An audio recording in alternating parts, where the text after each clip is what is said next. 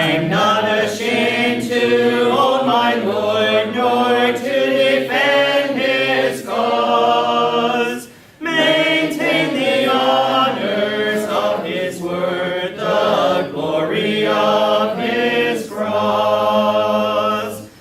Hello, I'm James Brown, and on behalf of the Eastern Church of Christ located in Toronto, Canada, I'd like to welcome you to Saturday's edition of Walking Through the Bible, a podcast where we seek to study the Bible and the Bible alone.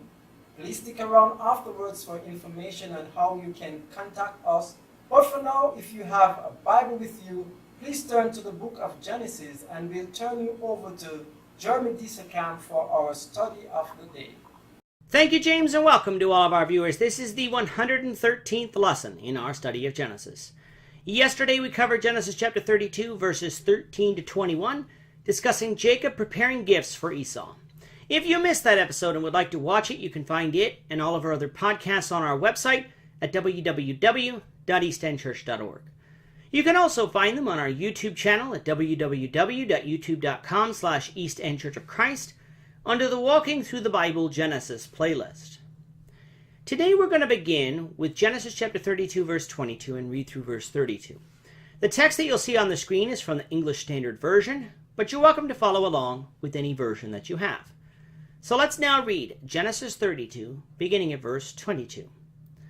The same night he arose and took his 2 wives, his 2 female servants, and his 11 children, and crossed the ford of the Jabbok. He took them and sent them across the stream, and everything else that he had. And Jacob was left alone. And a man wrestled with him until the breaking of the day. When the man saw that he did not prevail against Jacob, he touched his hip socket, and Jacob's hip was put out of joint as he wrestled with him. Then he said, "Let me go, for the day is broken." But Jacob said, "I will not let you go unless you bless me." And he said to him, "What is your name?" And he said, "Jacob." Then he said, "Your name shall no longer be called Jacob, but Israel, for you have striven with God and with men, and have prevailed." Then Jacob asked him, "Please tell me your name." But he said, "Why is it that you ask my name?" And there he blessed him. So Jacob called the name of the place Peniel, saying, "For I have seen God face to face, and yet my life has been delivered." The sun rose upon him as he passed Peniel, limping because of his hip. Therefore to this day the people of Israel do not eat the sinew of the thigh that is on the hip socket, because he touched the socket of Jacob's hip on the sinew of the thigh. At the end of the last episode, we had Jacob sending his servants with gifts for Esau on ahead, leaving him behind at the camp. However, before going to sleep, he took his family across the Jabbok River. The Jabbok River, which in Hebrew means wrestler, is a river that runs from east to west towards the Jordan River, dividing northern Gilead from southern Gilead. With his family on the southern side of the Jabbok, Jacob is now alone. What happens to him that night is nothing more than amazing. The text says that he wrestled with a man until the break of day. Who was this man and where did he come from? The text doesn't initially tell us.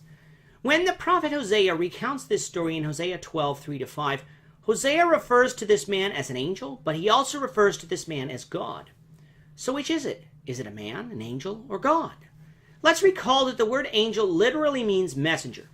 People automatically think of a creature with wings, but that's not how the Bible, including Genesis, depicts angels.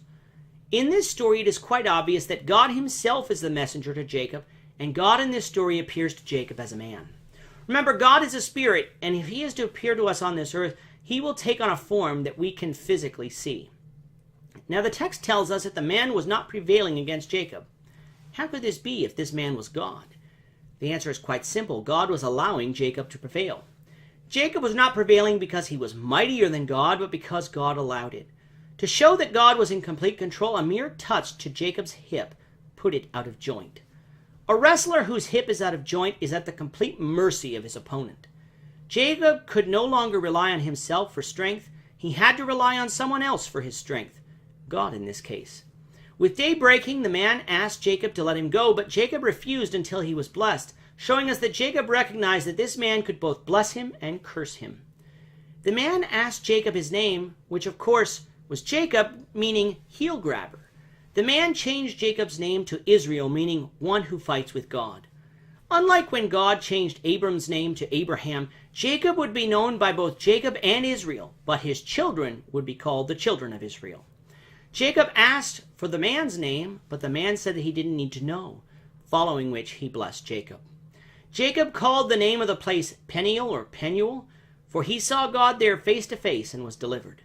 This wrestling, though, left Jacob with a limp, and for this reason the Jews do not eat of the part of the hip that connects it to the thigh socket. With that, our time is up for today. Please join us, the Lord willing, tomorrow for the question and answer edition as well as the weekly sermon edition of this podcast. This week's question is the law of Moses to be followed today? Well, the sermon will be titled, The Marks of a Christian, a Godly Person. We will continue our study of Genesis, the Lord willing, on Monday, beginning at Genesis 33, verse 1. Thank you, Jeremy. And to our viewers, we also thank you for watching. Don't forget to subscribe to our YouTube channel by clicking on the subscribe button below. Should you have any questions or comments, please leave a comment below or email us at answerintheword@gmail.com.